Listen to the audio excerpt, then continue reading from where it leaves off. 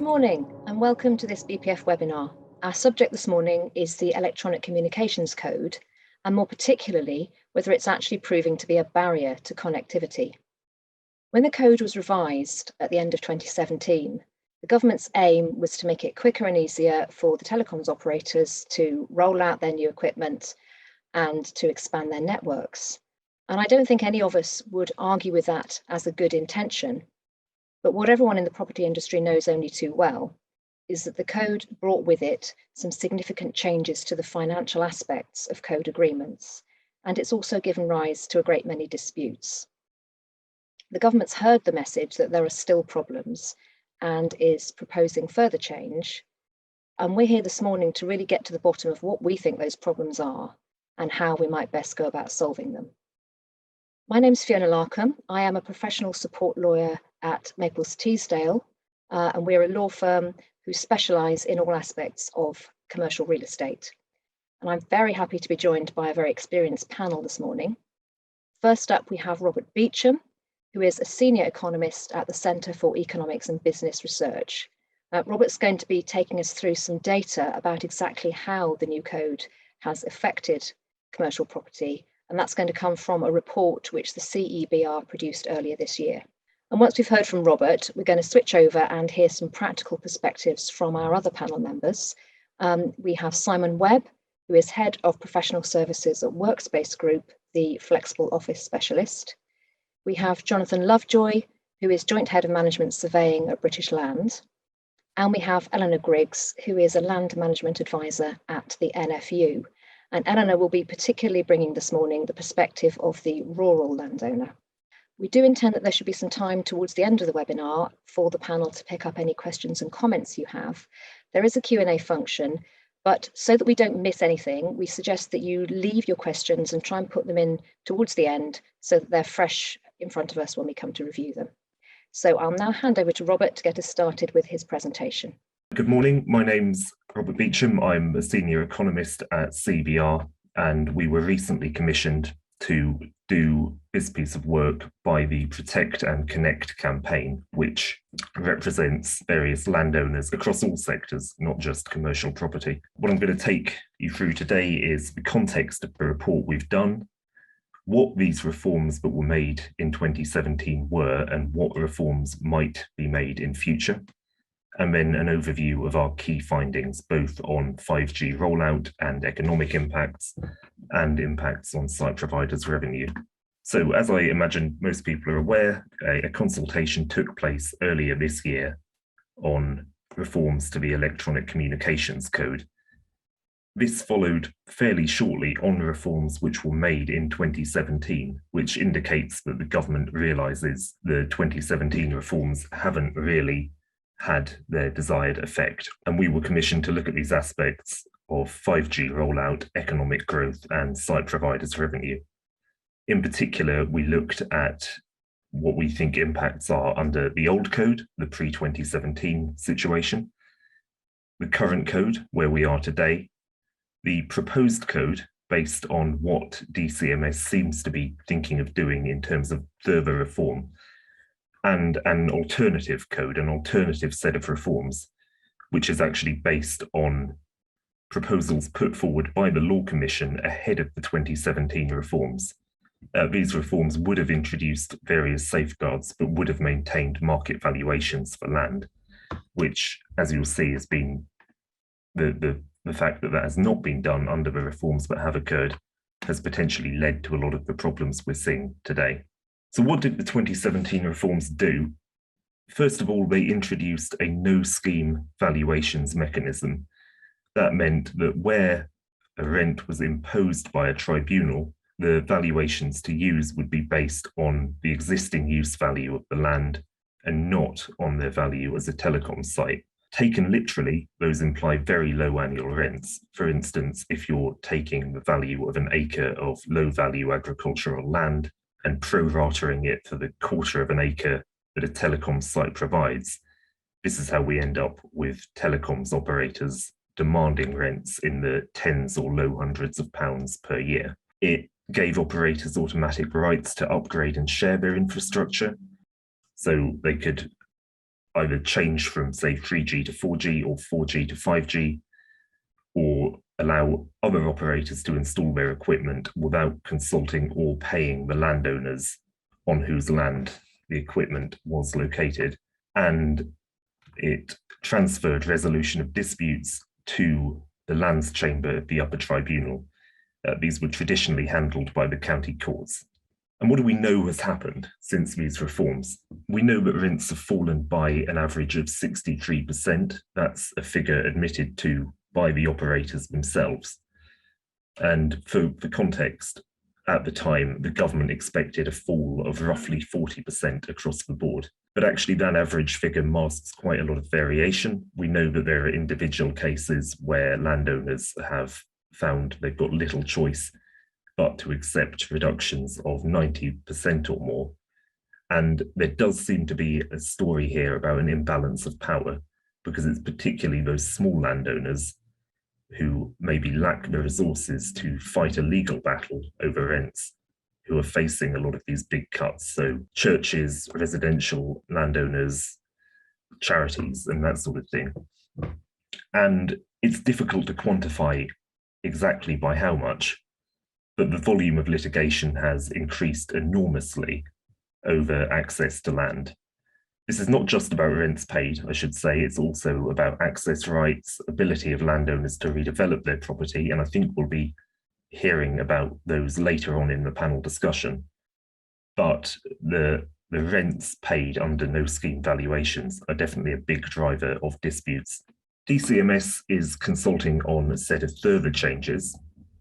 Now, I should say we don't have anything like a detailed legislative proposal at this stage, but in their consultation document, they outlined some potential further changes. Various measures to address delays in negotiations, including a requirement for disputes to be heard and decided on within 6 months.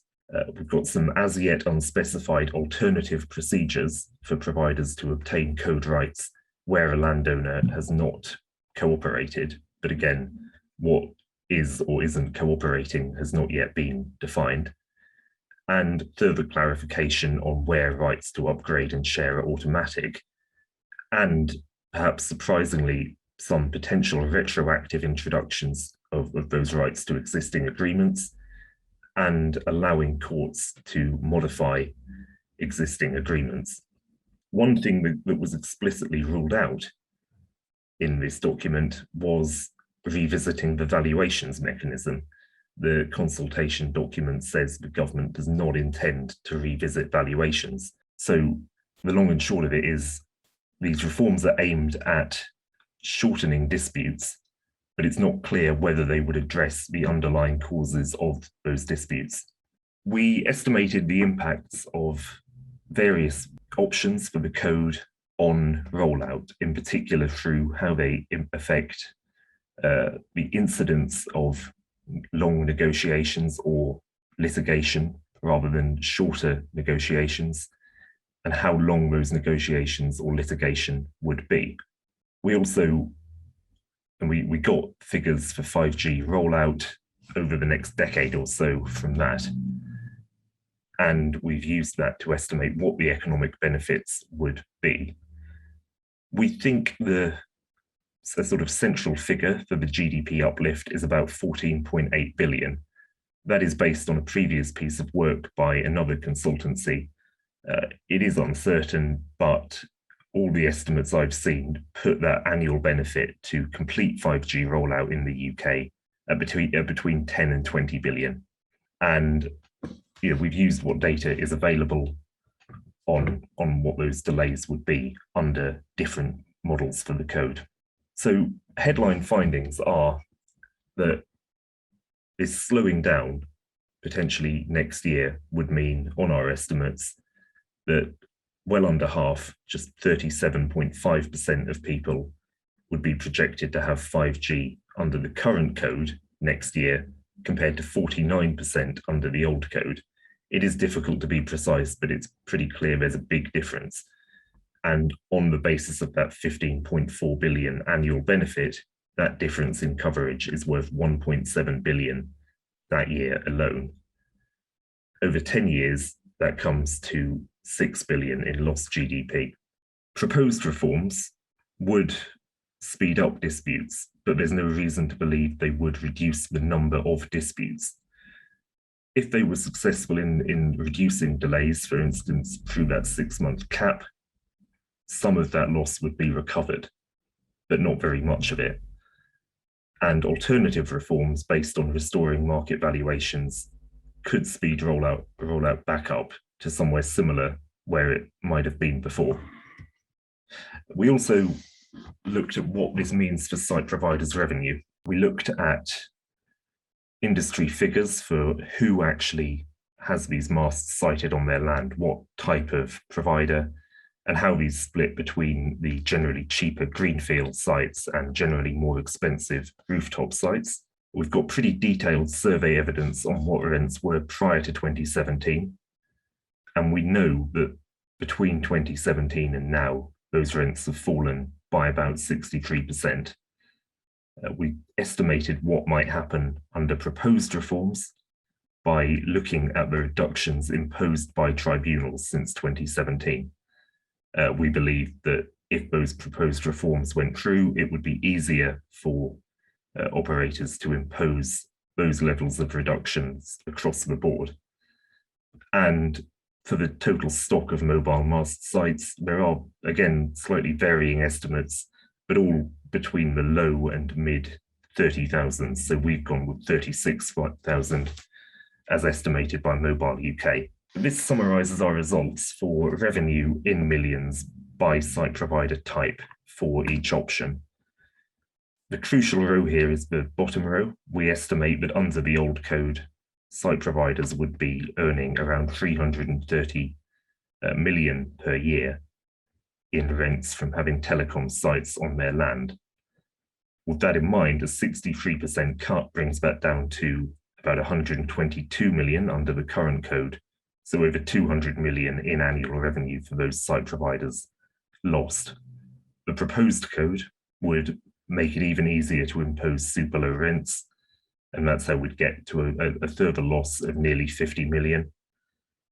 And the alternative code, based on those Law Commission recommendations, was expected to lower rents by around 10%. So it would, if imposed today, it would largely recover, but not entirely recover those losses in revenue. And looking at this by site provider, unsurprisingly, given how many prime telecom sites are owned by commercial property owners and how many of them are those particularly expensive rooftop sites, they are the most affected group, losing a little over 60 million, having been the biggest earners beforehand. One final point I would make is these figures are all in the order of tens and hundreds of millions. When we looked at the figure for GDP impacts, those are all in the order of hundreds of millions and billions. So there is quite a disconnect here between what 5G rollout is worth or could be worth and the amounts of money that are actually being saved, quote, by the operators. And of course, in getting these lower rents, lots of operator time and money is being spent on these long and costly legal battles. So that's an overview of what we found. I hope that's useful, and I'll be happy to take any further questions on it later on, and I'll hand back to Fiona. Thank you. Thank you very much, Robert. I think those figures give a very striking picture, don't they, of what's actually at stake here financially.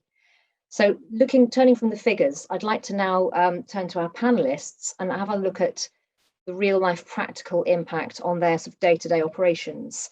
So I'd like to ask the panel members to give us some examples of live issues that have been created by the current code. Simon, can I come to you first to share some of your experiences? Yeah, thanks, Fiona. Well, we found with office buildings, hosting telecoms equipment can conflict between the desire to actually have good connectivity to attract occupiers and the reality of managing the building around a rooftop installation. We found the management time and cost involved can be disproportionate to the income and the benefits actually received from having a rooftop installation. And it's the lack of control you have compared to other office occupiers, which can cause this friction. For example, we found that we have multiple access requests, and this is from a variety of different contractors for the same rooftop installation, whether this is for surveys, installation, maintenance, and upgrades. Also, you have no control over assignment rights now. There is a lack of lift and shift provision for maintenance within the code, so you have to make sure that these are negotiated into any new agreement. And you also have limited control over design, and there's health and safety concerns. For example, the radiation zones, or otherwise known as IGNERP, that's something that's only been flagged in the last couple of years for site providers to be really aware of. So the main issues that we have as a quite active redeveloper of our properties is sterilising a building's rooftop, which can also, in effect, sterilise or delay a whole redevelopment. And we found the time delays for either refurbishment using lift and shift add months onto what could be rather routine maintenance, but redevelopment, where vacant possession is required, is very delayed. And for a multi-let office building, the code does not sit really comfortably with the 54 Act and contracting out provisions for vacant possession. If we're looking to redevelop a property, we will start offering contracted out leases years before. So we can, in effect, gain vacant possession within a period of 6 months once planning permission has been granted.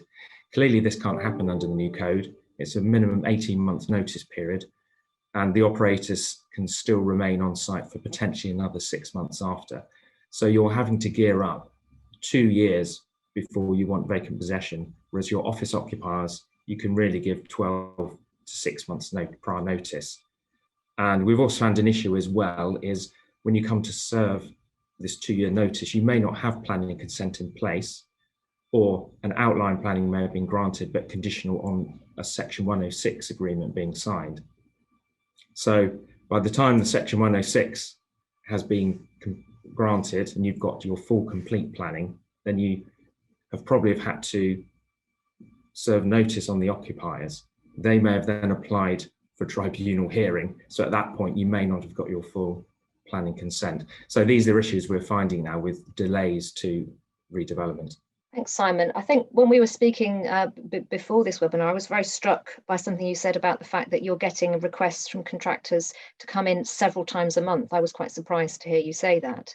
Yes, and they are various. It does depend on sites. So some sites we don't hear very often from the operator contractors, but others, they are quite persistent, and they are different contractors each time as well. So we clearly have to go through a quick security check as to, are they actually appointed by the operator? They need to provide their site-specific risk assessment, the RAMs as well, before they come in. And they are various, either for upgrades or just health and safety surveys, maintenance surveys. So there's a whole raft of access requests that we receive on a monthly basis. Yeah. Thank you. Jonathan, I know you've got lots of other sort of similar experiences. Would you like to share with us some of the things that you've come across?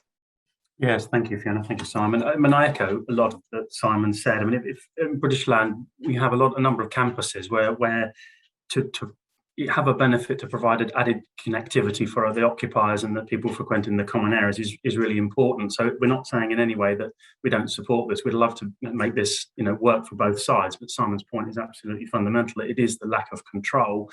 I just got some heads of terms here, and I thought, well, if I read those out, I mean, just reading those from a pure landlord and tenant perspective, we've been offered a 10-year fixed term, okay, unlimited equipment rights, unrestricted rights to alter, rights to share with any party without consent, no termination rights in favour of the landlord, the right to assign without any consent, no rent reviews in the course of the term, 24-hour access for their equipment, and the right to lock any tree within 50 metres of the building.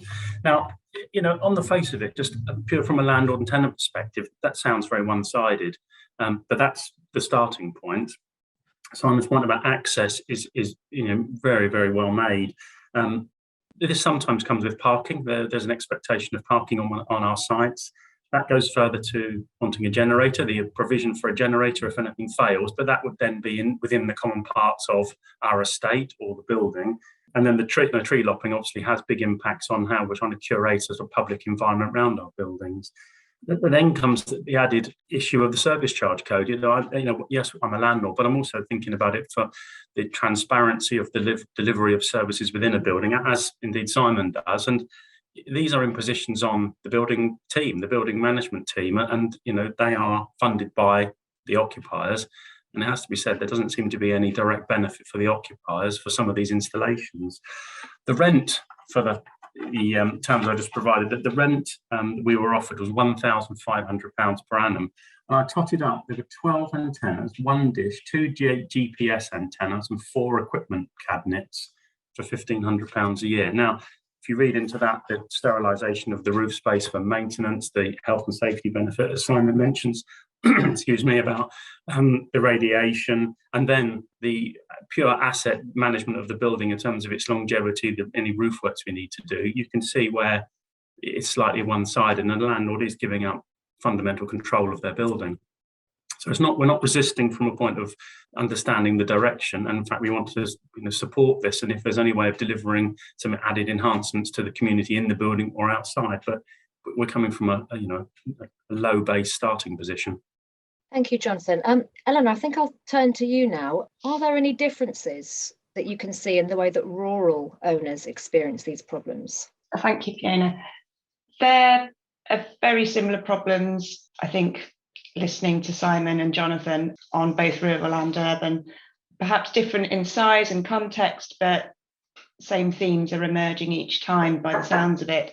Just to give you a case study of one of our farming members, he had an agreement under the old code. He'd chosen to enter into this agreement because it was an investment opportunity, he thought, for his business, for his land. The lease was due to expire in 2017, so our member approached the operator, mobile phone mast operator, and they said at that time, oh no, we don't need to renew the lease, we can just roll it on periodically. Then suddenly, once the code had been introduced, the operator decided to turn around and say, actually, we do need a new lease, but the new lease will be at a 91% decrease in rent or consideration. Our member obviously wasn't particularly impressed with that, and so did resist on that basis. Further down the line, this still hasn't been sorted out. The operator is on their 4th surveyor to be dealing with this, and this surveyor has taken a very bullish approach now, and he said, unless this is sorted within 6 months, then we will be taking you to the tribunal, and the tribunal will order that you agree to our terms, and you will wish actually that you'd signed that lease that we offered you initially, because the tribunal will certainly offer you significantly less consideration. So it's the behaviours, it's the lack of negotiation, the income from that mast. It was an investment. It allowed our member to pay the salary of an additional member of staff. Obviously, if the lease goes forward at this 91% decrease in rent, that won't be able to continue. He's also, with the rights that they are demanding, he has lost 2 opportunities to have wind turbines on his land, which again would bring an income to his business. But obviously those wind turbines will interfere with the line of sight of that mast. Other problems which have caused his resistance is that they never contact him to ask him for access. They don't access when they're supposed to. They don't maintain the access gate, which was installed purely for their benefit. They don't maintain the compound. And those sorts of things he was prepared to put up with when he was receiving an adequate amount of money. He's not prepared to put up with that sort of behaviour going forwards for the pittance that he has actually been offered. Thank you. I think it's always really useful to hear those real life stories to put the sort of the theoretical stuff into context. I think we better move on and think about disputes. I think Robert made it very clear in his presentation, and we've all seen them in the press. There's been a number of, far greater number, I think, of disputes that have happened since we've had the new code than we ever had under the old one. And I wonder if you think, any of you, that anything that we've seen in these decisions has changed the approach to negotiation or indeed solved any of the big problems. Simon, perhaps you can give us your thoughts on that first. Yes, I think they are starting to provide some clarity, but I personally feel that it will take years before everyone knows what the landscape really looks like.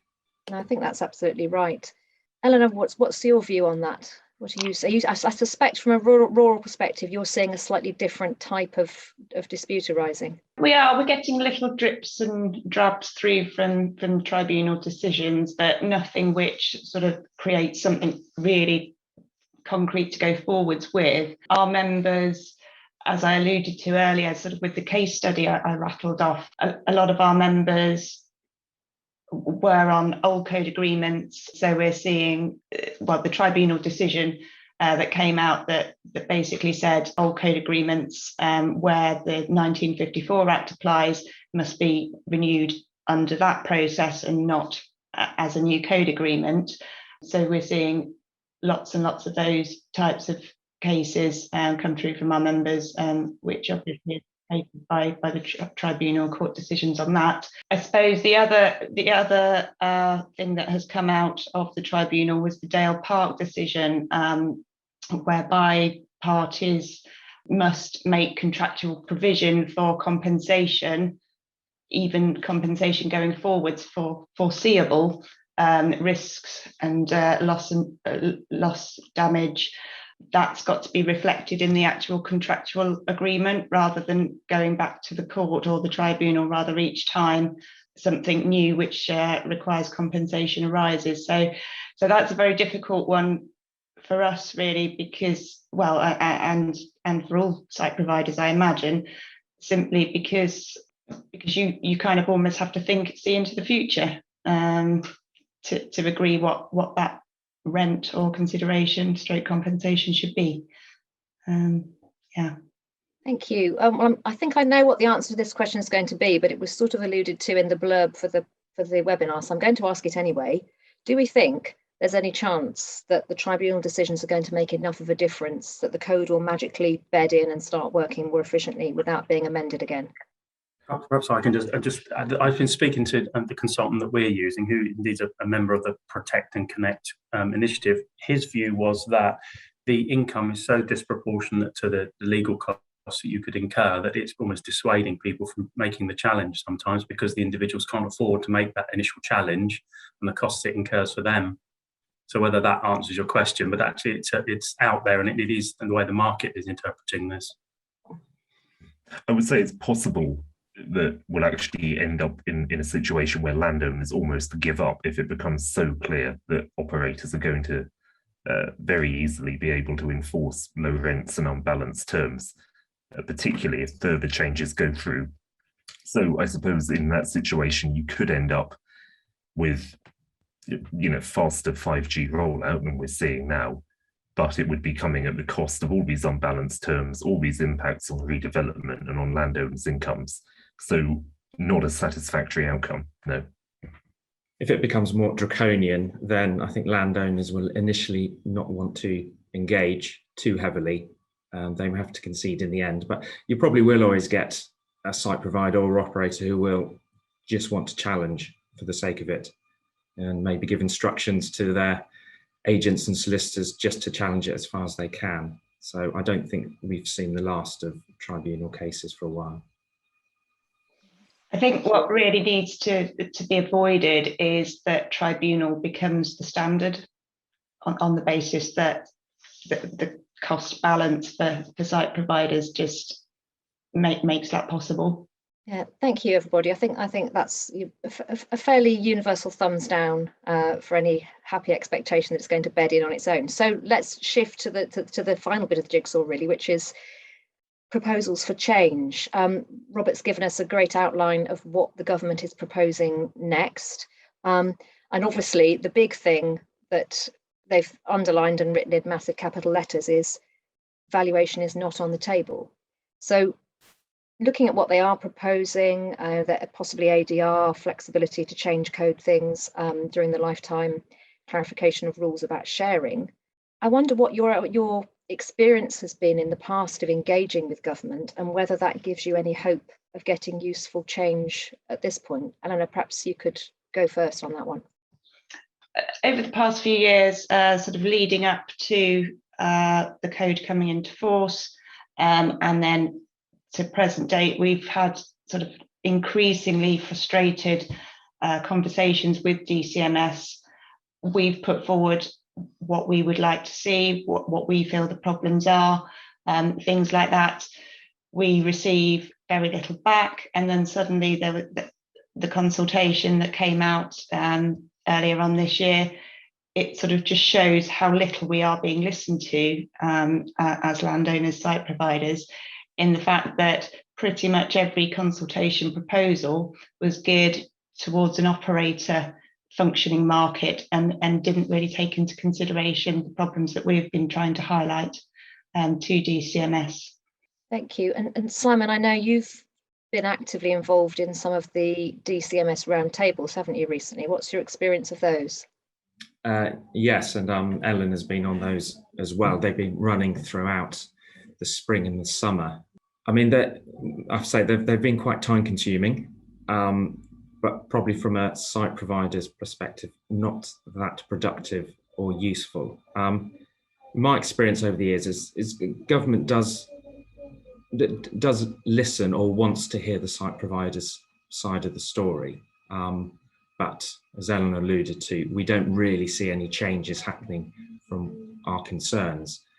And it does seem to be the government's main concern seems to be knocking down the barriers that are in front of the operators to roll out connectivity across the country.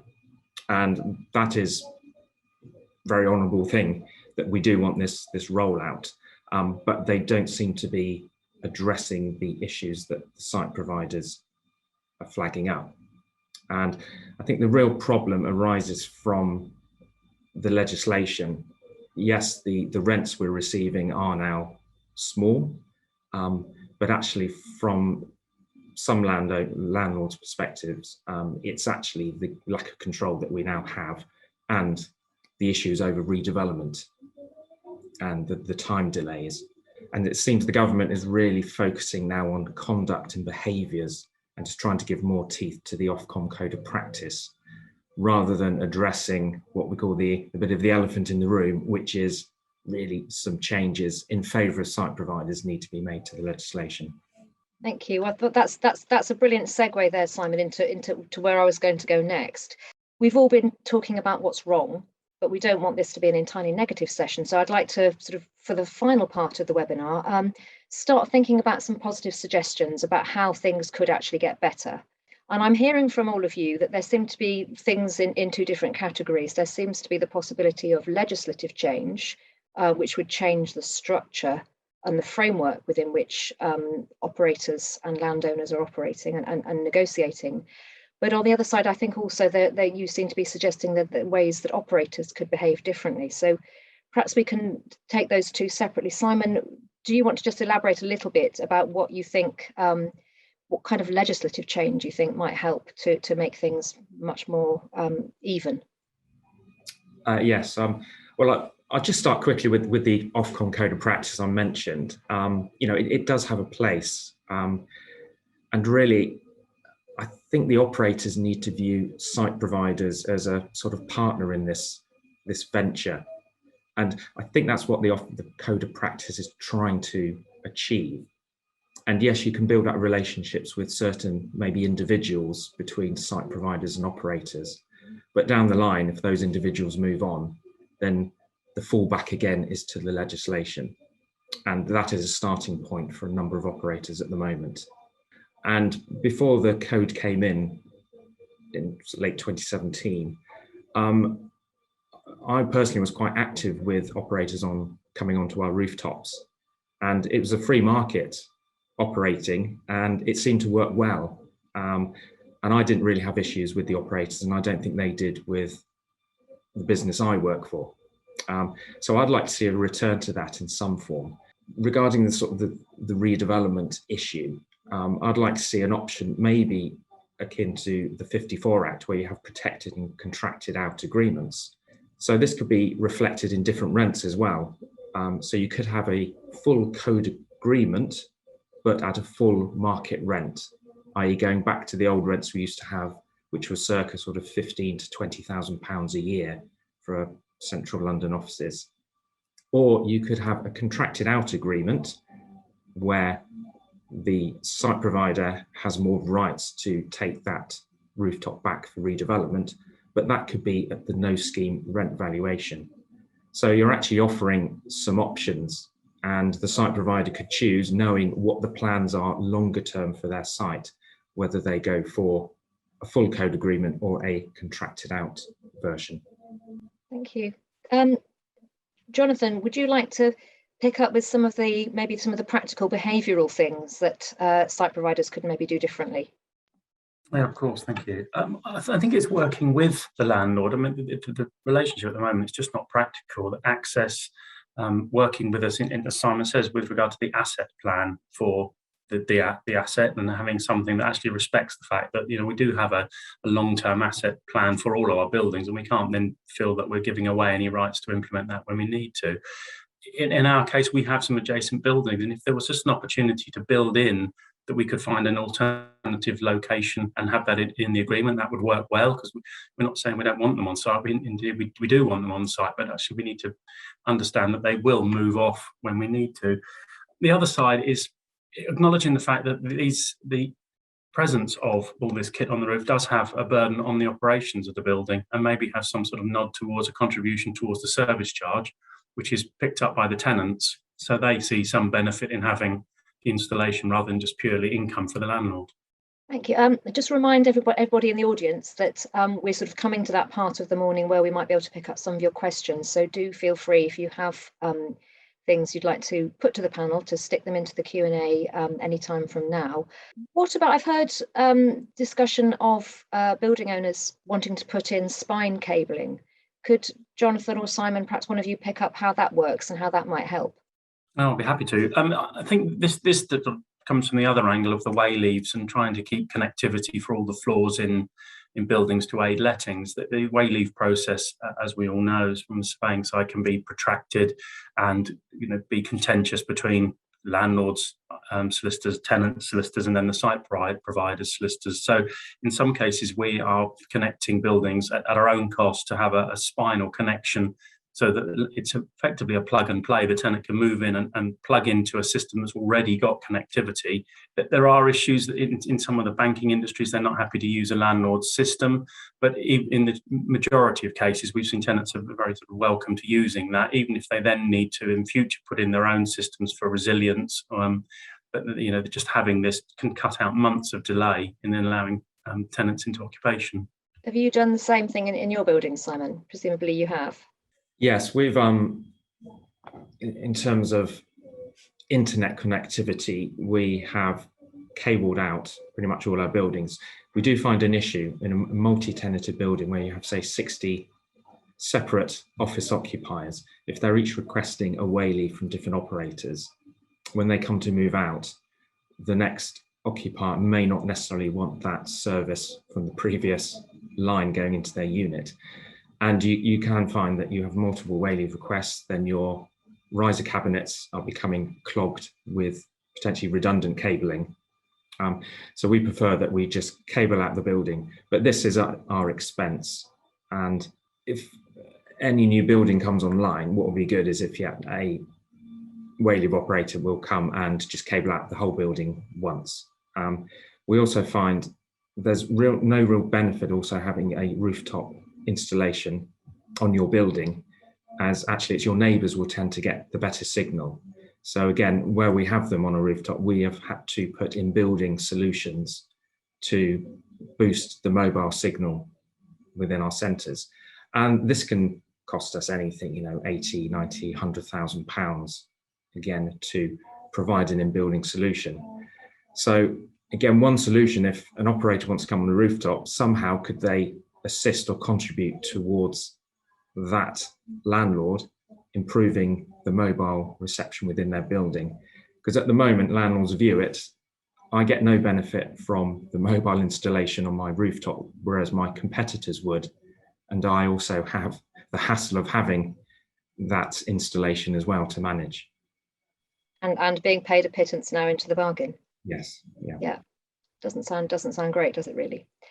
Eleanor, what about anything you want to add to that? I know one of the things we talked about from when we were discussing this earlier was sometimes the impact on relationships between rural landowners and the community around them. I wonder if there's anything that you think could be improved there. Yes, I suppose one of the, well, I'd say one of the biggest problems, but a problem, it is the actual design of equipment, of apparatus. There's a lot of people, especially where you are looking at a landscape that is attractive, increases the amount of tourism. Where there is a blot on the landscape, shall we say, quite often landowners will be blamed for that.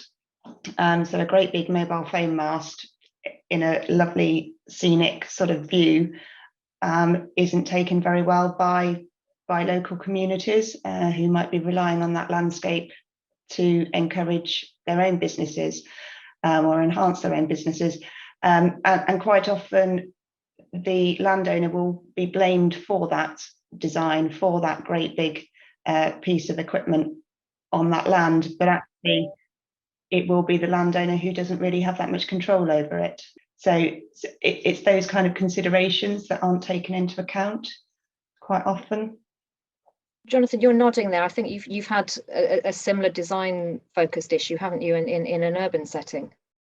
We have, where we're under fairly tight controls because of the building and where it is. In fact, it's a listed building, and there's been nothing taken into account with the installation insofar as it is a listed building, and we've had some resistance from occupiers locally that the impact it would have of having all the additional kit on the roof of this particular building. I know we maybe can rely on the planners to object, but there comes a point when they are allowed in some buildings, and then there is a bit of a local, the other tenants saying this is blocking views or it's just unsightly, and we have little control. Thank you. I think I think the majority of people don't understand, do they, that the landowners just don't have the degree of control which would be expected in those sort of situations. Do stick some questions in the Q&A if you would like to ask any of our expert panel for their views on anything, or indeed feed in your views. What do you think? Have you got any suggestions about how things could be improved? Meanwhile, Robert, you alluded to some alternative proposals that the Law Commission had originally set out. Is there anything in that you think could easily be implemented that might be helpful? Well, I at risk of banging on about the valuations mechanism, what they proposed was something that sounded very reasonable. It would, instead of a total free market, it would have had as a default Royal Institute of Chartered Surveyors Red Book valuations. So the aim of that would have been to ensure that in a situation where, say, a landowner has a potential monopoly power across, if they're a large landowner in a rural area, they can't abuse that power to get a rent that is actually excessive. But it would have set a default at a kind of market level that would have worked for both sides, and it would have avoided these kind of 91% cuts we've been hearing about. A reduction would have been more in the order of 10%. Other things they proposed include measures like alternative dispute resolution, which, to be fair, is being talked about now, but in the context of a system which allows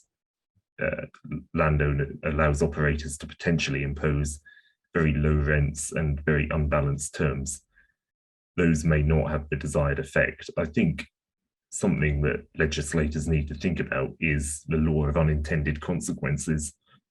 The expectation when the 2017 reforms were brought in was that the tribunals would become very much a last resort, where landowners were proving genuinely uncooperative and would help to impose, as they saw it, some kind of restraint on rent levels. And in fact, it's become more like a first option than a last resort, either going to tribunal or using a threat of going to tribunal as a way to get quite unbalanced terms imposed. And for instance, in the reforms that are currently being considered, I touched on this slightly vaguely defined alternative mechanism where a landowner isn't responding to requests.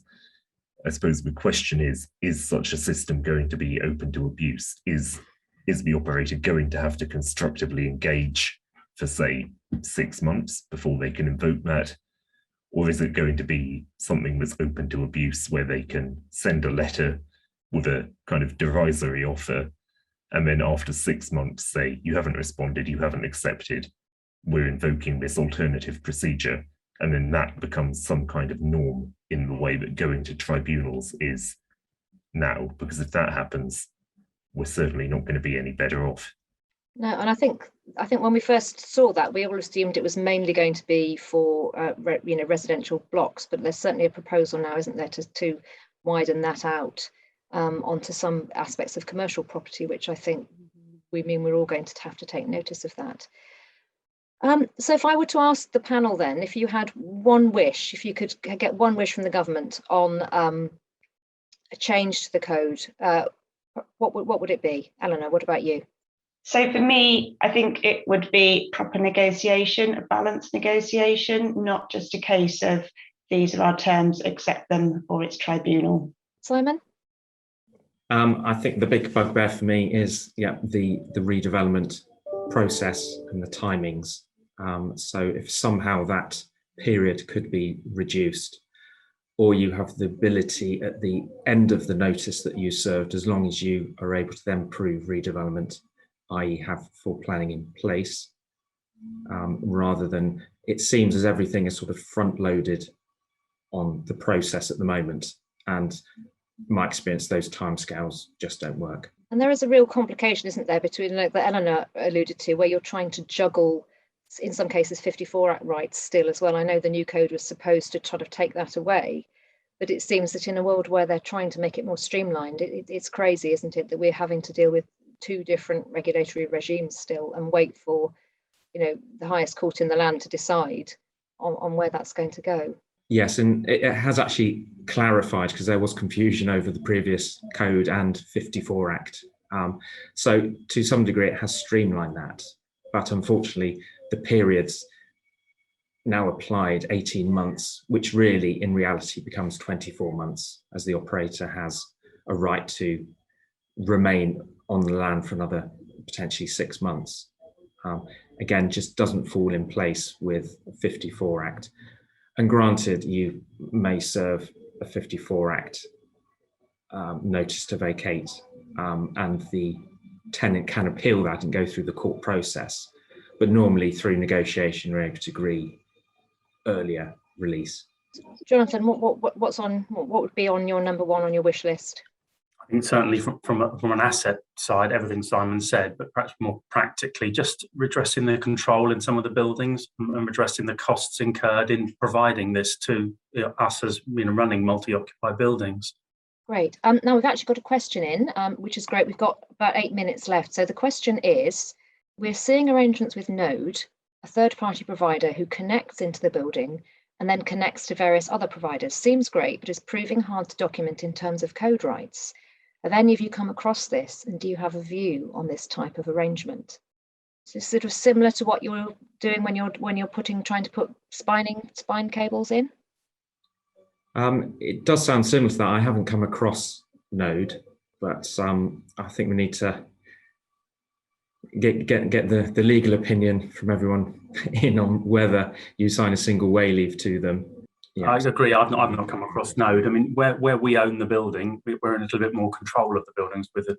When we have a supplier. I suppose my only comment would be, whilst Node may not have code right protection now, there's nothing stopping them maybe having code rights in the future. So, as Simon says, it's definitely one for the legal brains to look at. Well, I'm not going to commit myself off the cuff, but I think you're right. It is interesting, and I think we do need to take these alternative arrangements seriously in case there's something that would work better for everybody. So thank you very much for that question. If anyone's got anything else, do feel free to put it in, because we are seeing them. That it does kind of lead you slightly into this whole issue of way leaves, which that's another added layer of problem, isn't it, for all of us on top of this? Because not only do you have the hassle of getting somebody onto your building, we've then got to get the documentation sorted out, which falls to me and my colleagues, and it can take a very long time. Robert, I think you'd seen aren't there some statistics around about how long it typically takes from somebody starting a negotiation? It was it about 11 months or something from start to finish? Yes, I don't know specifically about the way leaves, but yes, there was figures based on industry evidence actually gathered for a report by the CPS produced for the mobile operators. And they found, I think it was 60 or 80% of negotiations taking longer than 6 months, which was the target, and an overall average of 11 months, which, if that's the average, that suggests quite a big chunk of negotiations that are taking a year or longer, which is surprising. I don't know if that is at all typical of what was happening before 2017, but I suspect it wasn't. What do people think? Jonathan, have you got a thought on that? It often sets the landlord and the tenant off on the wrong footing. As much as we want to enable them to take occupation of a building, this is seen as a blocker sometimes, and the tenants will often say, because we're rigidly holding firm on our legal position on some points for valid reasons, it's often seen as us being the blocker rather than the sort of one-sided the agreements that we're presented with at the outset. And sometimes it creates an atmosphere that shouldn't be there. I mean, I know in our heads of terms now, when we do any letting, that's one of the first things we say is, please make applications for way leaves early in this process. And 99% it does happen, but the odd one or two cases, it is the last minute thing, and the tenant wants to move in, but they don't have the connectivity, and the license isn't in place to allow it. I think there's some moves towards a bit of standardization. I know at Maples we've certainly seen some clients making very active moves towards standardizing terms with particular operators, and I know the City of London Law Society very early on put in some standardized, and there's I think the GLA also did some, but it doesn't seem to me that they've actually really gained traction. Perhaps that's another area where we could all be good if we could all look again to try to reduce that friction at a time when everybody just wants to get on with their business. There are some operators out there that are much more willing to negotiate. And we started with the City of London standard template, and we've moved to one that our lawyers are happy with and appreciate. That was a variety of people put their thoughts to get to that agreement, and we've taken a slightly different stance, but not markedly. And BT, for example, their head of legal has come to a point where we do have a standard agreement with them, and it's been a lot easier. But then it means we've got to recommend a provider, and that then puts us in a slightly different position if they get poor service or they're not getting the traction, the tenant isn't getting the traction with connectivity. They say, well, you recommended them, and then that puts us in an equally difficult position. I agree on that. We when the code first came in, we found a delay in agreeing way leaves, which had been relatively quick before the new code. And some of the operators were suddenly pushing the lift and shift provision, from 3 months to sort of 6 months, which is a very long time if you just want to move the route of a cable to do a bit of refurb work within a multi-let building. We have now reached a sort of a standard with each of the main operators. So signing a way leave now is relatively quick, although you still have to go through the health and safety aspects, check the route, plans. Asbestos in old buildings has proved an issue with routes, so you have to be very careful there. So it's never quite as quick and easy as, unfortunately, our occupiers seem to think. They move in and they're expecting to be cabled in within sort of 5 days. Unfortunately, that doesn't happen with the way leave, but I will say the process has sped up as we've reached an understanding with the main operators, and it seems like each major landlord has come to their own way leave version with each of those operators too. I think Simon's point about having riser cupboards full of black cables going north and south, actually basement rooms getting boxes and boxes and boxes with flickering lights on them, and it's very easy to put a new system in today, but in 5 years' time, it's really hard for buildings, especially if you're buying buildings, to know just what they're supplying. And basement rooms where we have telecom provisions are just getting more and more crowded with installations. So we like having them in one place because we can then manage the cable trays and the routing. But rooms are getting full with this kit. Well, thank you, everybody. I see we're pretty much up to time. I think you've all given some really great and positive suggestions. I think the message here is really the door's open as far as all the site providers are concerned, as long as people are prepared to just be commercial and get negotiating. So thank you very much all for your time and for your expertise and for expressing your views so openly. And thank you to everybody who's joined. And we look forward to seeing you again at a future BPF webinar. Thank you very much.